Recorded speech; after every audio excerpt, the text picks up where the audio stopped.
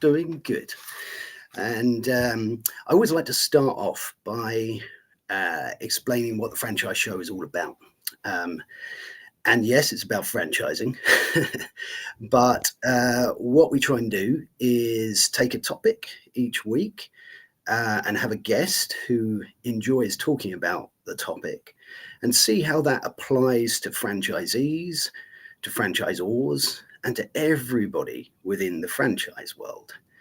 The show's designed to be a safe space for debate and discussion. Um, we really encourage comments if people are here. The comments drive the show, and it's really interesting to hear other perspectives on things. So, as much as we want to bring value with the discussion, we also want to bring in any comments that people have. So, this week, the topic is growth and exit strategies.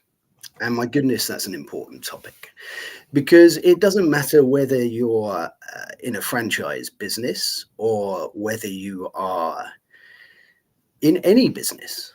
You've got to understand how you're going to grow it and what your ultimate plan is. Because if you don't have a plan as to how you're going to conclude things, then you'll tend to perhaps drift along a little bit. So to have that exit strategy in your mind, even if that changes, even if that alters as you go along, perhaps, it's a good thing to do.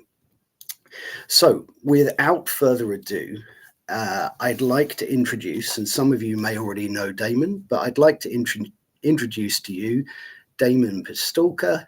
I've known Damon for a while. We're both part of a fantastic collaboration group, the Hounds of the Business Hour, and that's where I've known Damon from. And he's a bit of an expert on the topic of growth and exit strategies. So absolute pleasure to have you here, Damon.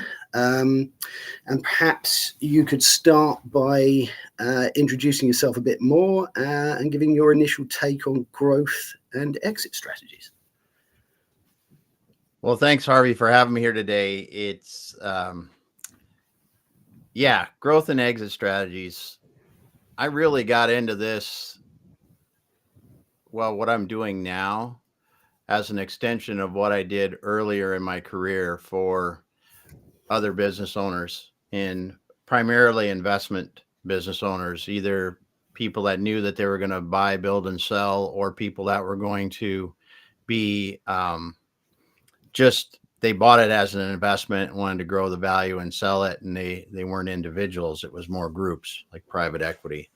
And what I realized in the process of buying and selling those businesses, mostly in the buying of the businesses, was that most individual owners that aren't perpetually buying and selling are woefully underprepared to sell their business, first of all, or create a business that's valuable. And when I came out of the investment-owned business world, I had been in it for long enough that I forgot that. I forgot that you didn't go into it, because we always, in the investment world, you always go into it we're at this value, we're going to that value. And when we get to that value, we're going to do something financially. We're going to exit the business. We're going to, sell to a competitor. We're going to do something else. We're going to buy something else to keep building and growing. Right. And that just isn't the case in most individually owned businesses. And what came out of it is, in 2015, I started working with my current partner, Andrew Cross. We had worked together back in the 2009-ish timeframe. It was a long time before that. And he was a business broker at the time, and I was going to help him sell businesses. And at the time, I went, man, I was in about 6 months, and I'm like, what I had realized just hit me like a brick. It's like, we're trying to sell these businesses. There's no way they're going to sell because they just aren't prepared. And it's not that they're not good businesses. It's just that they're not good businesses for the next owner.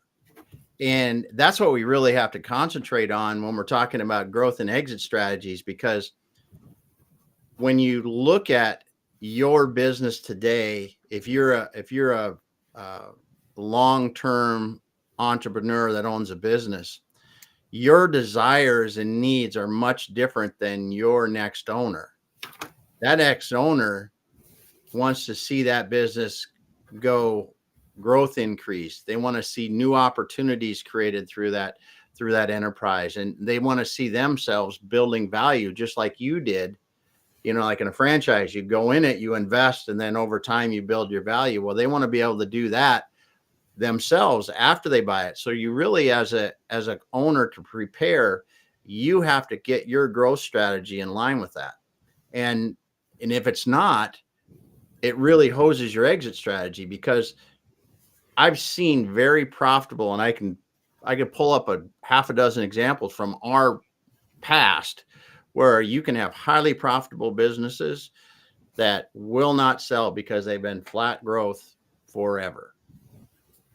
And growth can come from different places too, because you might have location specific, right? Like if I've got a bakery on the corner, I can't really, there might be growth limitations, but what I can do is I can go, maybe I go into a commercial, I'm baking for more commercial things. Maybe I'm opening another location. Those are the things that are really relevant, I think, in a franchise situation, because you may run out of scalability in a location, but what is my opportunities coming around? Because if I'm in an exit situation, I may want to intentionally open a couple more locations or something like that, because and not keep them for 10 years, but get them to the point to where I've made my money back. I've made a little bit of return now, right?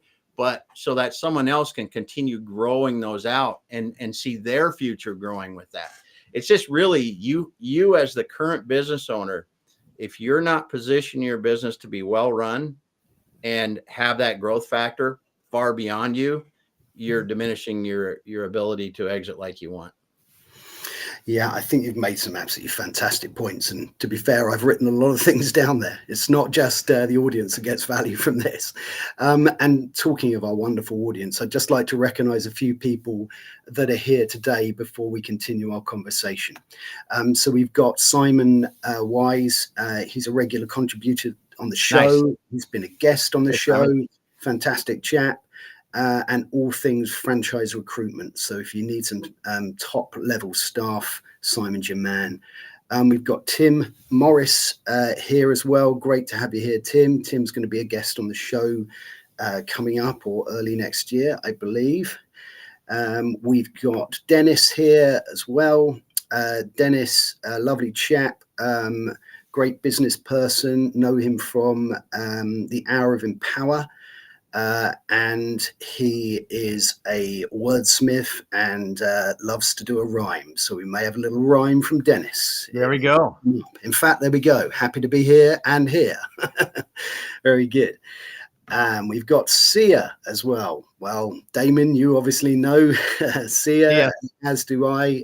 Again, part of the wonderful Hounds of the Business Hour and community, and there we go. There is the shout out on screen and the shout out in real life.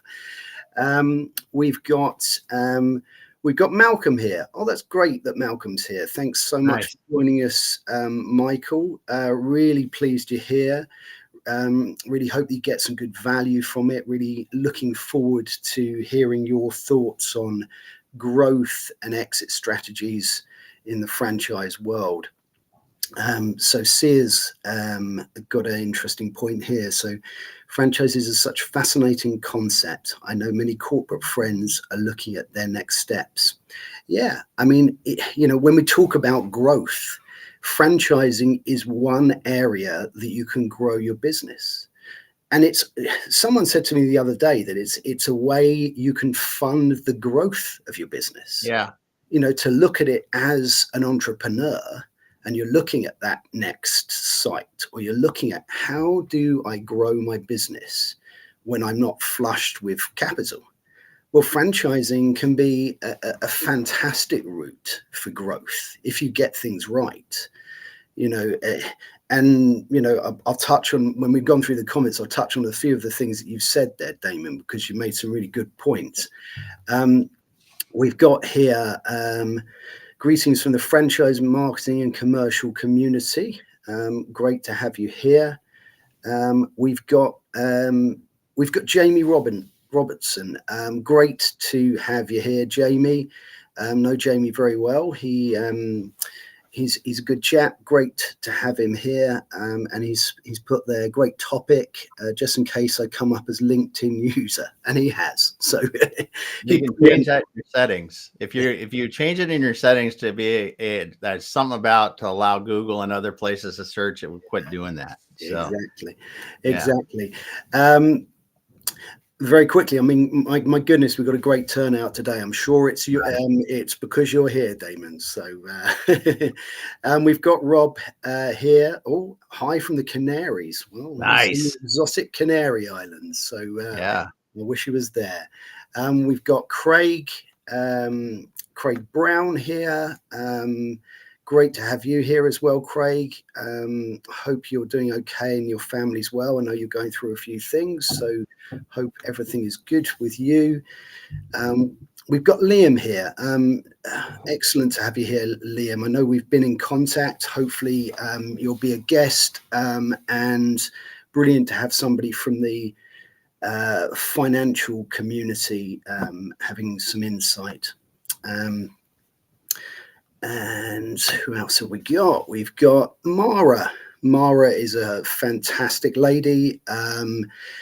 Mara's been on the show before. We were speaking just now, Damon, about franchise mindset. Well, that's what I discussed with Mara, and we're going to have a round 2 on that in January. Nice. So that'd be great. We've got 3 or 4 more comments before we can have another little chat, but I want to make sure we recognize everybody here because it's community and everyone is part of that. Start a business to sell it, and you will establish the right mindset. We're going to go back to that one, I think, because that's a great comment, Simon. And we've got Kieran here. Oh, well, Kieran is also part of the Hounds. Nice. Amazing chap, expert on AI, and has given me some great advice as to how to use that tool in a good way. And he's a real expert. So great to have you here, Kieran. And we've got Dennis, interested in learning about franchising or selling my 48-year-old business. Okay, well, we're definitely going to come back to that one as well. Just finished recognizing a few people, and we've got Jitin here. Jitin, fantastic guy, going to be a guest, was a franchisee when he was very young, in fact. Wow. So really going to be interesting to talk to him. And we've got Tim with a great comment there. Thank you, everybody. I've got through the list for now. We're going to come back, I think, to a few of those points. And if that's all right with you, Damon, to have a little look at what we might be able to say on that, because this is what I love about the show. It's so interactive, and we're a real community of people here looking to add and gain real value from the conversation. So I just want to go back to, in fact, let's take Tim's comment here actually and see what this one is. So Tim says there are some excellent growth opportunities within franchising, multi-territory, multi-unit of a single brand, or moving into multi-brand. Yep. The recent British Franchise Awards had some great examples of this. Yeah, I mean, I think you're absolutely right. There's a variety of different growth methods within the franchising model. What do you think about that comment there, Damon? Oh, there definitely are. I mean, I think that the biggest thing is that you have to spend enough time and effort focusing on growth. And because really, when the biggest thing I see in any business owner that detracts from growth of the business is comfort. And when you get to a certain point and you go, oh, I'm making enough money, that's the biggest enemy to you really growing a business that will help you to create the generational wealth or the wealth that you desire from your business, because it's a lot different knowing that I make 20,000, 50,000, 100,000 a month. If that translates into X million dollars in value, and whatever that translates, that's what really matters. It doesn't matter how much I make a month and how well I live off of the money I make today. Really, it really is, what am I trying to do with this? What's my long-term goal? And that's where we help clients focus back on that. And the people we just talked to and try to educate, it's like, listen, it's not how much your business makes you every month, every year, if you live comfortably off it. It's really about, if you're building that business to sell it or create wealth, how valuable is it? And this is really something that Tim's hitting here. There are tons of opportunities, and franchise owners have to really think about, what are my opportunities to get my value, my total value of my organization, to the point that it's going to create the wealth that I want for whatever is next. Yeah, I think you've got it. And it's really interesting to hear you use the words like flatline and comfort. And when you're struggling early on in the days of your business, you've got that hunger, that desire to grow it, because your why is that you haven't got any money. Yeah. And you need money to pay your bills and feed your family or whatever, or buy whatever it is you want to buy. You've got that why. But when you've been blessed and worked hard to gain that success to a point where you are living comfortably, I guess you naturally start to think about your time investment in a business, and therefore maybe you ease off the pedal a little bit to give you a little bit more free time. You go, well, things are going okay, I've got enough money. But exactly as you said, if you're looking at an exit strategy, and if you're looking at that business from the point of view of an investor, someone who wants to buy it, and you're looking at a flat line, it's not looking as attractive. Yeah. So it's really, really interesting, when you've got to think about that kind of that curve of growth and where that exit point sits on that curve of growth. Yeah. And to make sure it doesn't flatline. So I think that's fascinating stuff. I just wanted to pull up another comment that. And while you're doing that, I'll say another thing about it. The other thing that's really counterintuitive to it for business owners to keep that growth going is that as you're growing, it's taking probably all the cash that you have, extra cash that you have, to grow, right? It really takes a lot of money to grow, especially in a franchise where I'm going to have to buy another franchise. I'm going to have to build out another location. I'm going to do all this investment. So it is something. It is not like you can just keep growing and it just means I put more money in my pocket. Really, you don't see a lot of that value until later on you actually exit, because it is tied up in things like equipment, investment, and sometimes an inventory or people or all this kind of thing. And you got to really know where you're going to keep going when the cash is still tight, but your business is bigger and more profitable than it's ever been. Yeah, I think you make some great points. I think also as well, it's worth saying that it takes cash to grow, just as you said. Damon and I were having a conversation before we went live today about the fact that the franchising model as an entrepreneur or as a franchisor allows you growth with a slightly lower kind of cash flow model. You can use the model of franchising to allow you to grow your business at perhaps a quicker rate than organic, certainly, or even with extra investment. I think the other thing as well is time for growth as well. It takes time to grow a business. If you're an entrepreneur, the advantage you get and the reason that you pay money for a franchise is you are buying that time. You are buying, the steps into the mistakes people have already made. You're buying that so that you don't have to make those mistakes. Simon just put there, start a business to sell it and you will establish the right mindset. I wanted to bring this one up because you mentioned mindset. I mean, do you think that that's correct? the day one, if you're an entrepreneur, you need to be thinking about how you're growing it and how you're going to exit it right from day one. Yeah, everyone's going to exit, right? We don't have a choice. We're going to exit one way or the other. Whether your exit is, hey, my kids are going to have to deal with it, or I'm just going to close this business down, that's your exit. Know what it is. And it can be a lot of different things, right? But if you know it early, you're going to build the business that's going to be more successful to achieve that exit you want. And even if it's shutting the business down when you want, when you're done working or don't want to work anymore, it's something you can do and maximize your benefit from doing it that way. It doesn't really matter, but it's huge to think about that. Definitely. I'm going to very quickly touch on this one. So Dennis has got a 48-year-old business and that he's thinking about franchising or selling it. I think that is a conversation that is worth having, but it's a long conversation that needs some specifics. So perhaps, Dennis can reach out to you, and I'm always on hand to do a little bit of advice. So maybe the three of us can have a little bit of a Zoom catch up on that. It comes back again to what are your goals, right? Because are we growing just to be growing, or are we growing because we got a target in mind? And if he's at his target, then, do you really want to put yourself through the stress and anxiety or the challenges of doing that? If you're not, then you might want to do what you want to do. Exactly. Yeah, no, I think you're right. We've got a comment here from Craig. Having helped franchisees sell their businesses, it was very interesting experience selling my business as a franchisor.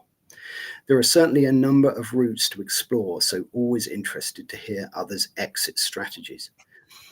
I mean, yeah, there's a lot. I mean, what would you say that exit strategies fall into sort of different categories, or is there an infinite number of different ways? Or would you say it's sort of, there's selling it to an investor or closing it down or selling it to family? What would you say to that?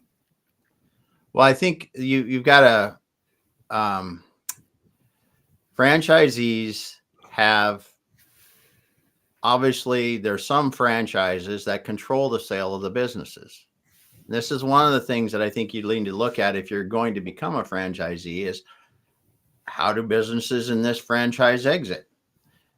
Because if that's important to you, you really should understand it, because we've been in situations where someone's talked to us about selling and we go, oh, sorry, the franchise has specifically stated that they sell all the businesses. You can't.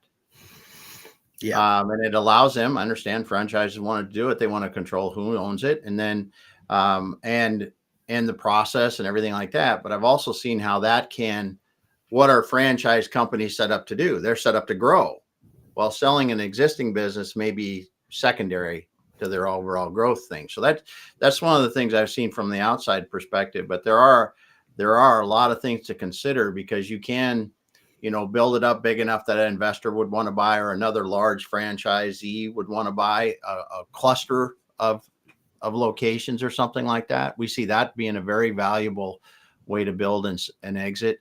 But I'm sure that, helping franchisees sell and now being a franchisor, there's a lot of differences in what you would like to do. I think it's always good to be on both sides of the table. Yeah. But I think it's really interesting as well, because I think you're absolutely right. When you're looking at growing an entrepreneurial owned business, then you're the absolute master of your own fate. Yeah. When you're looking at selling a franchisee business, and yes, it's your business, and yes, you're building up a potential asset, depending on the franchise agreement that you've got, but you're building up a potential asset of which you can sell as a going concern. So you still have a saleable asset, but yes, you're right. It's going to be subject to the agreement that you've made with the franchisor as to how you sell that, and they might have first refusal. So it's very interesting. I think perhaps your exit strategies as a franchisee are certainly more set in stone, as it were. Yes. Also, if you're looking at selling it on, the franchisor has got to be happy with whoever's taking over that business. You can't just sell it to anybody. They've got to match and align with that franchisor's requirements for a franchisee. So it's really interesting. Exit strategy is still absolutely vital for a franchisee business.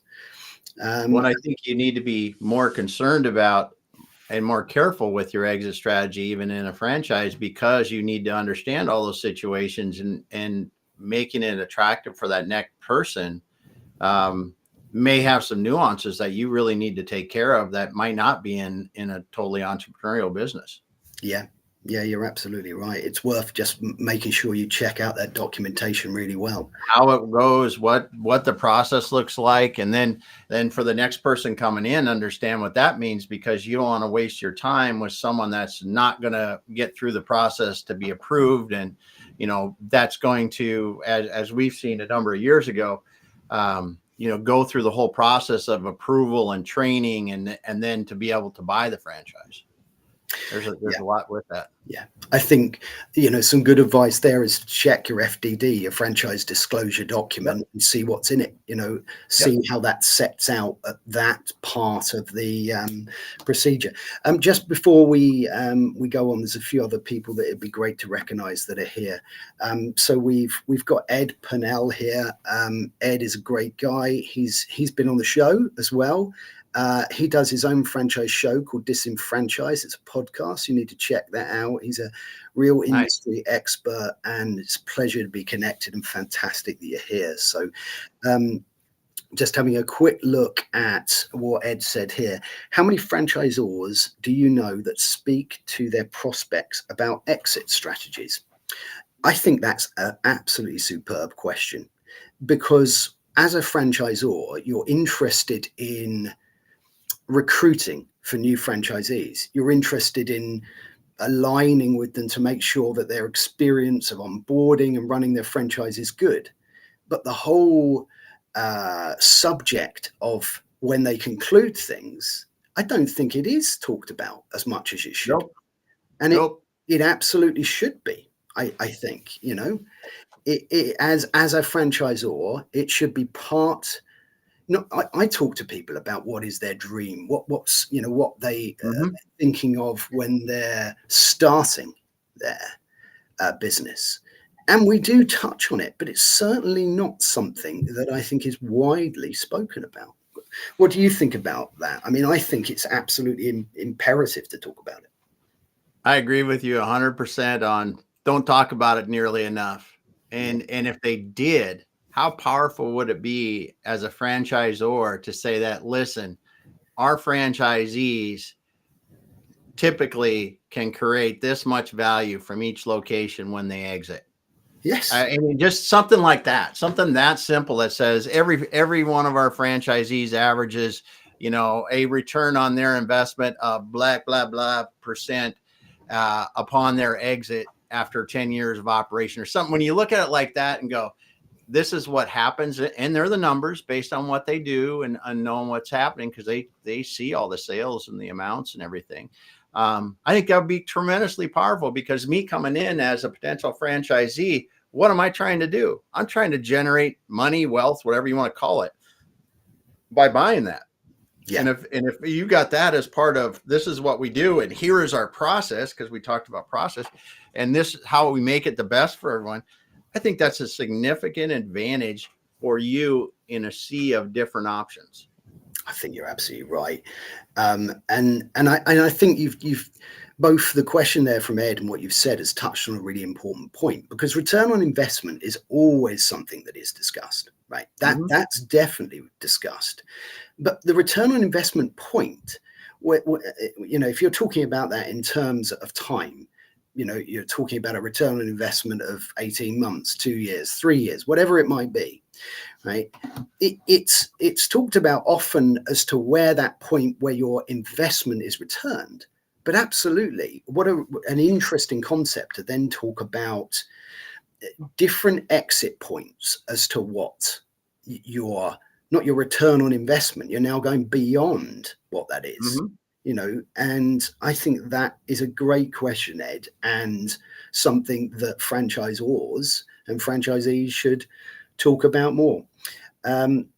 We've got another one from Ed, so let's put that up here. Also, do you think that they should have this as part of their franchise recruitment process? Yes, I think so. Base it off the data. And it's, I mean, because everything in franchising is about telling the truth, right? Base it off the data. And if your data is not good, get it good and use it as a tool it should be. Yeah, no, that's a great idea. I'm writing that down, Ed. Brilliant idea. Yeah, it is. I'm just going to recognize. So we've got Olu here. So great to see you, Olu. I had a Zoom call with Olu from Nigeria. Lovely chap. Really trying to do some great things. Lovely to have you here. Yeah, looking forward to hearing what you have to say. So Ed's come back here with, when a franchisee sells their territory, do you think that they should engage the franchisor to sell the territory or do it themselves? I'll quickly take that one if you don't mind. I think ultimately it's going to depend on the agreement you've got with your franchisor. I think that is the sort of the headline thing to say. What's going to be better, I think, is going to be down to the individual circumstances. So I think if in the agreement either could do it, then I think it's better to do it as a team. I think because you'll get the best of two worlds. What do you think about that in terms of, is it better for a franchisor, do you think, or a franchisee to sell their business?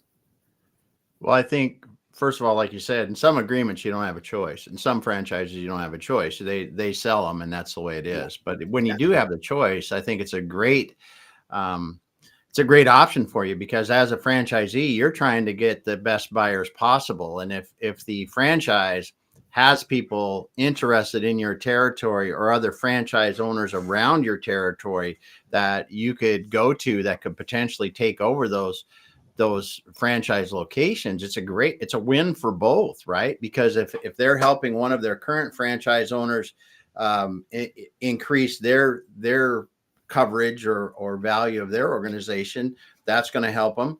And if they've got new people that are looking in the area where you're currently at, they're going to get somebody in there new that's ready to take that franchise or open more locations in there, who's going to try to grow their value. I think it's a win-win when you can work together.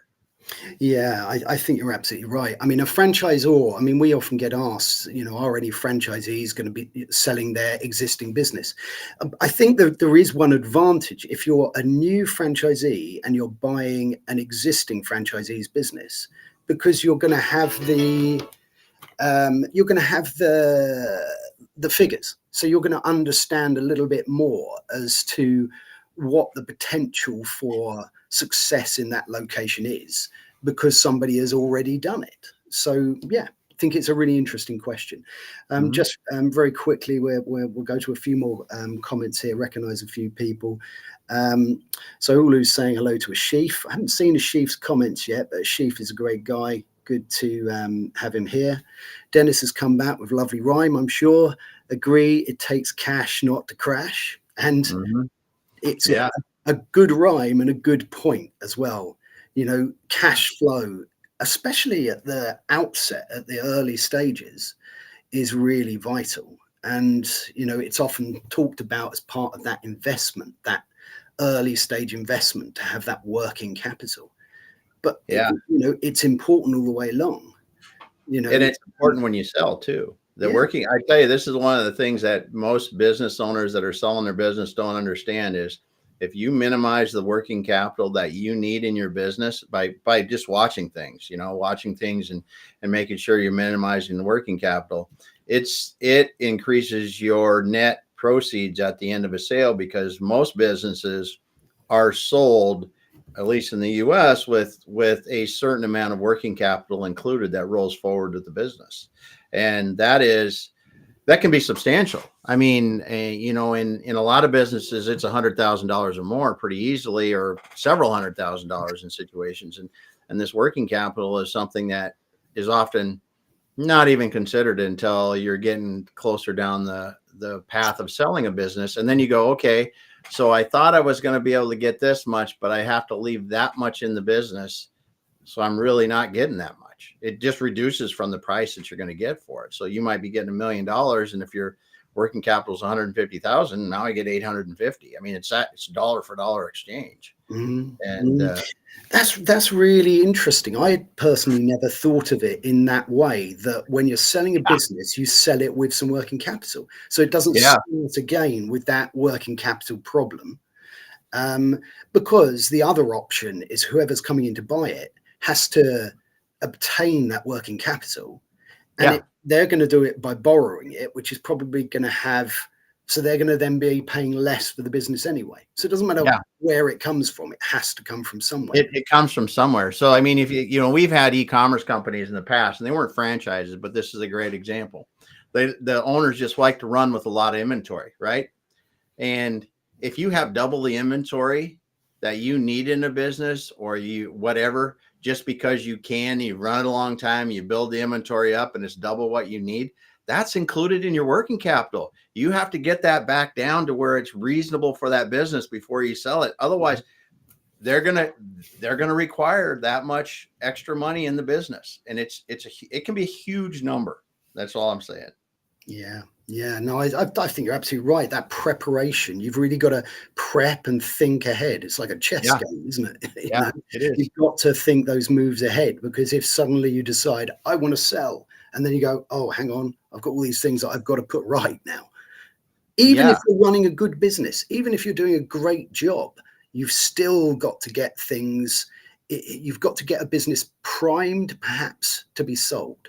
You know, where it's at that peak where someone who wants to buy, and like you said earlier on, something that appeals to someone who is currently running it might not appeal to somebody who wants to buy it, because an investment is different to continuing to run a business where, like you said earlier, someone might have become comfortable.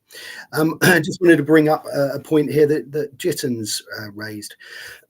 Great points raised, Ed Purnell. Most franchisors talk to franchisees about how they can build and grow, but very rarely emphasize the fact that every business owner needs to think about exit, franchise or no franchise. Yeah, absolutely, Jitten. I mean, you know, I think we've touched on that quite a bit, you know, but you know, you're right. And I think, you know, Jitten is somebody who really knows about that, because he's sat on both sides of the table. We've got a comment here from Craig. A franchise business is often easier to sell than a standalone business. So as a true asset, why wouldn't you discuss it with the whole network? Great convention topic. Yeah. No, completely. And I think on that point about it's easier to sell, there are other things that come into play.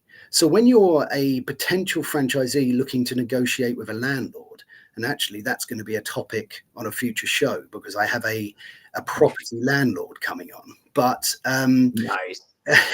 when you're discussing with a potential landlord, what does that landlord want? They want security for, you know, all they've got is a space that they want to get a certain amount per month on a square footage.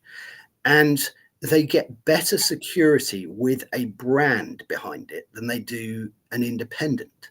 So there's some real advantages in, you know, being a franchise business when it comes to negotiating with a landlord, and when it comes to selling it. Because again, if you're buying a franchise business, you're buying a brand, you know, you're buying something that you can look at the evidence as to how that business is doing. And as a brand, it's much more likely that that's going to continue along in a similar way if you look after that business than an independent. Because that's the thing with an independent as well, and this might be an interesting one to touch on. When you're growing an independent business, you can sometimes make it a little bit too much about the individual.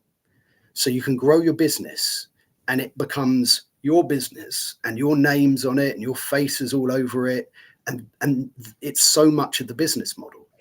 What's your take on this? Do you think you need to quite quickly, even at the beginning, separate yourself out from the value add of the business itself?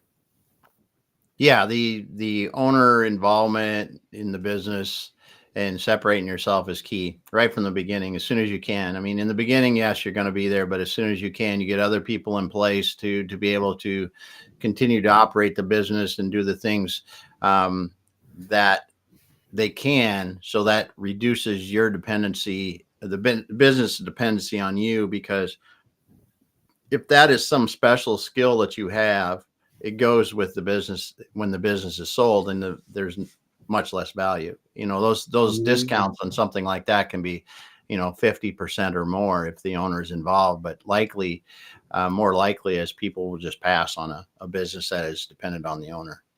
Of course. Yeah, absolutely. And again, another advantage of franchising, however hard you try to make it personal to you, you're never going to succeed in that, which is good in a way for your business, because it's always going to be about the brand, because that's what you've bought, and it's about you running that well and creating value that way. But you're not actually going to have to separate out yourself from that brand when you exit as a franchisee. Let's just have a look at. I like this from Ed. I think that roadmap is something that could really help people. Yeah, I do as well. I mean, I'm gonna write it down. As I say, I think it's a great idea. And you know what? That sounds like a good topic as well for a future show. Franchise roadmaps. So I think we'll do that one. We've got a comment here from Jason. I think franchisors would be able to employ more franchisees if they are open and transparent about the lifetime of a franchise. Introducing this as part of the onboarding and initiation of the journey is imperative to provide a roadmap for a franchisee. Again, expanding there on what Ed's just said there. And I think a roadmap and being transparent and being open about the fact that this journey will end, and that's a positive thing, not something that you have to do until you're 90 years old. It's something that you're going to attempt to do maybe for 5 or 10 years, and this is your goals to achieve during that period of time. So I think today is a real lesson, hopefully, for franchisors to be more transparent about exit strategies and how you grow a business to exit a business well. We've got a few more comments here. We are starting to close out and getting towards the top of the show here, but I want to make sure that we've recognized everybody who's the comments today have been absolutely fantastic, and as ever has driven the show, but let's try and whip through a few here. Liam has said, yes, same in the UK, buyers and sellers agree a working capital amount which needs to be left in the company. I mean, it's a great point to make sure it's discussed and part of that roadmap, part of that process. We've got another comment here from Liam. And if you have a lot of cash, more than the working capital needed, then the buyer can use this to finance some of the deal. Exactly. There are all sorts of different ways from perhaps both parties to conclude things in a way that's attractive to a buyer and to the seller, so that it's a win-win.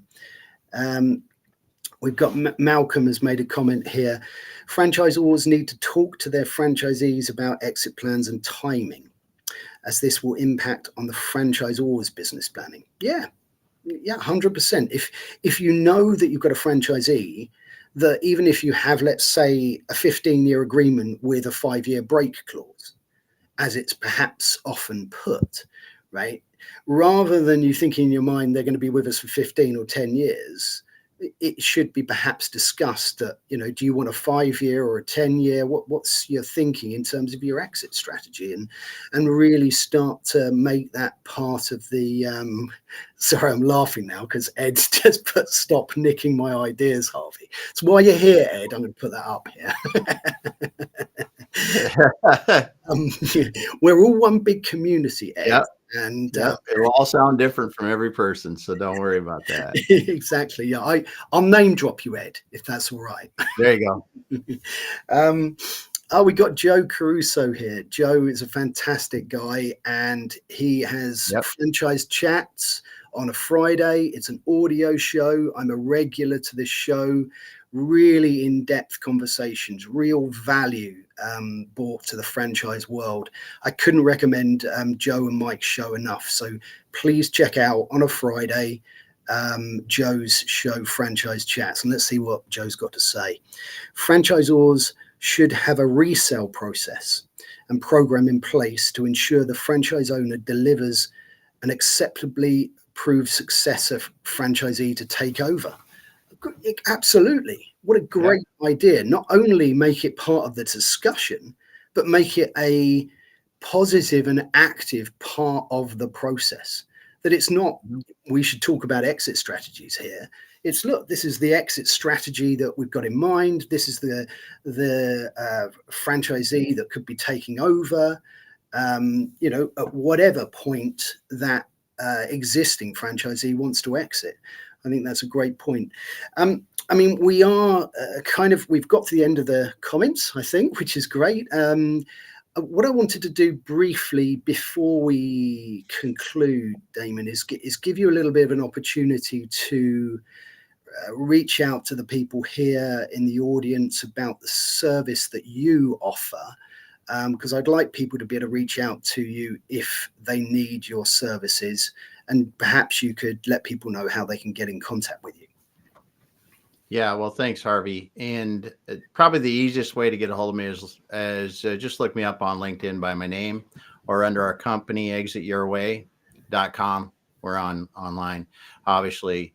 Go to our resource center, because our resource center talks about building business value. It talks about preparing a sale, talks about business valuation. We have FAQs and guides and checklists and different things like that can really help.